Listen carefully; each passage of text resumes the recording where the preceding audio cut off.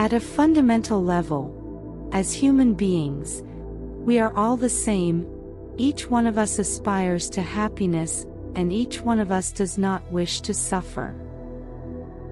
This is why, whenever I have the opportunity, I try to draw people's attention to what as members of the human family we have in common and the deeply interconnected nature of our existence and welfare. Today, there is increasing recognition, as well as a growing body of scientific evidence, that confirms the close connection between our own states of mind and our happiness.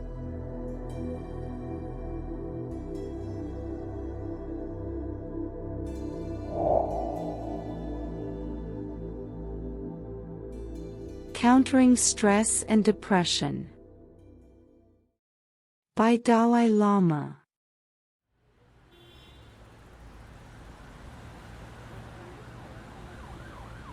On the one hand, many of us live in societies that are very developed materially, yet among us are many people who are not very happy.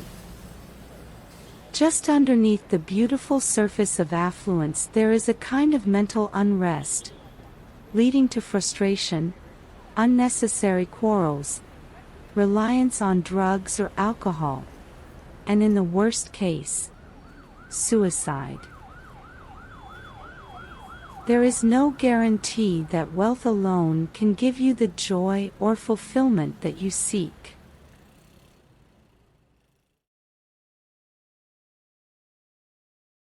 The same can be said of your friends too. When you are in an intense state of anger or hatred, even a very close friend appears to you as somehow frosty, or cold, distant, and annoying. However, as human beings we are gifted with this wonderful human intelligence. Besides that, all human beings have the capacity to be very determined and to direct that strong sense of determination in whatever direction they like. So long as we remember that we have this marvelous gift of human intelligence and a capacity to develop determination and use it in positive ways, we will preserve our underlying mental health. Realizing we have this great human potential gives us a fundamental strength.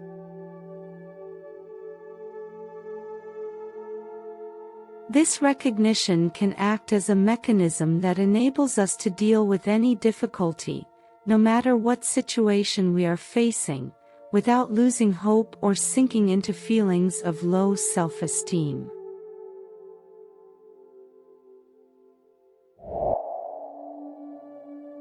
I write this as someone who lost his freedom at the age of 16, then lost his country at the age of 24. Consequently, I have lived in exile for more than 50 years, during which we Tibetans have dedicated ourselves to keeping the Tibetan identity alive and preserving our culture and values. On most days the news from Tibet is heartbreaking, and yet none of these challenges gives grounds for giving up. One of the approaches that I personally find useful is to cultivate the thought, if the situation or problem is such that it can be remedied, then there is no need to worry about it. In other words, if there is a solution or a way out of the difficulty, you do not need to be overwhelmed by it.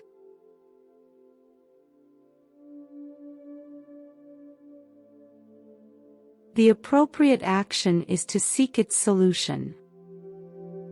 Then it is clearly more sensible to spend your energy focusing on the solution rather than worrying about the problem. Alternatively, if there is no solution, no possibility of resolution, then there is also no point in being worried about it, because you cannot do anything about it anyway.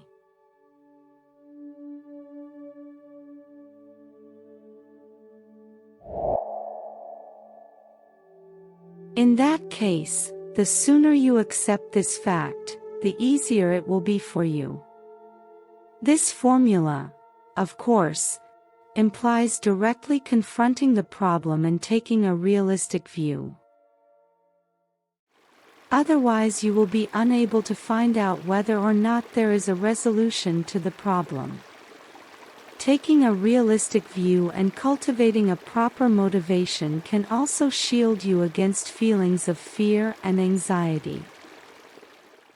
If you develop a pure and sincere motivation, if you are motivated by a wish to help on the basis of kindness, compassion, and respect, then you can carry on any kind of work, in any field, and function more effectively with less fear or worry, not being afraid of what others think or whether you ultimately will be successful in reaching your goal.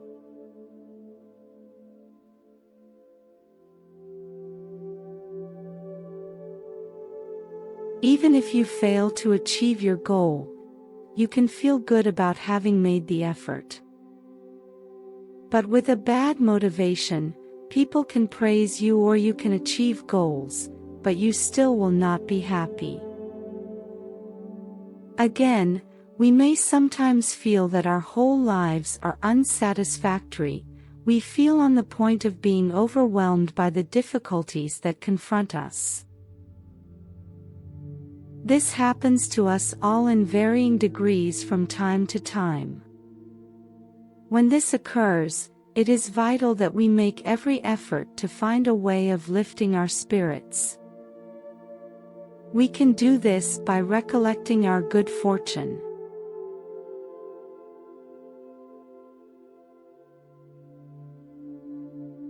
We may, for example, be loved by someone.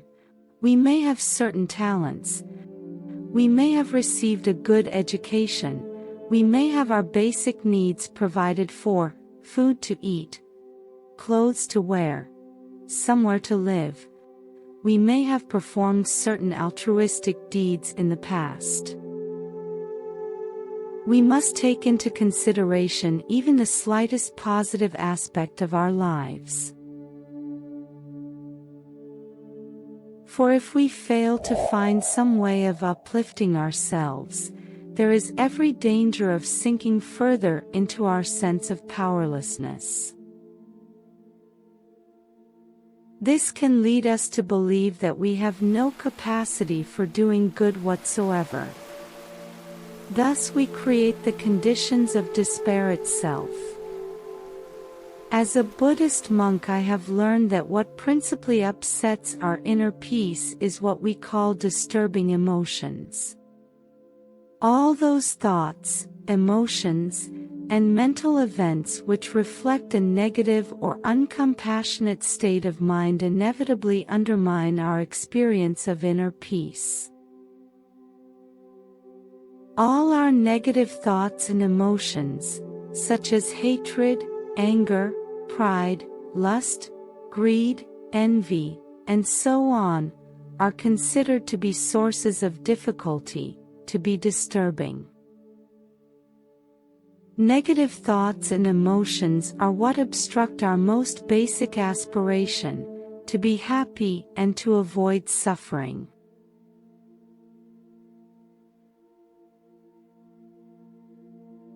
When we act under their influence, we become oblivious to the impact our actions have on others.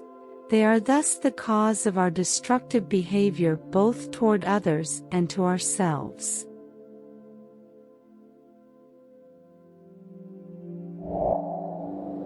Murder, scandal, and deceit all have their origin in disturbing emotions. This inevitably gives rise to the question, can we train the mind?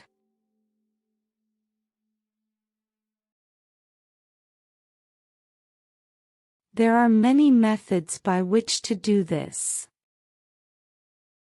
Among these, in the Buddhist tradition, is a special instruction called mind training, which focuses on cultivating concern for others and turning adversity to advantage.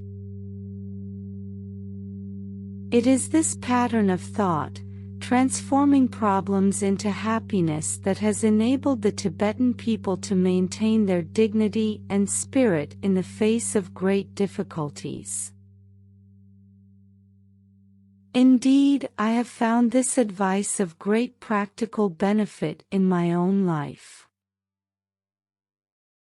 A great Tibetan teacher of mind training once remarked that one of the mind's most marvelous qualities is that it can be transformed.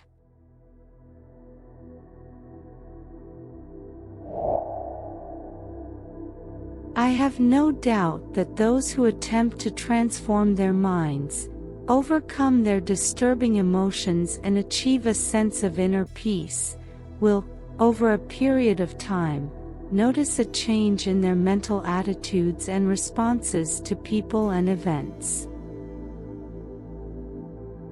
Their minds will become more disciplined and positive.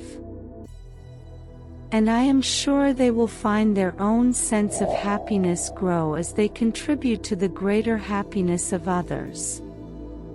I offer my prayers that everyone who makes this their goal will be blessed with success.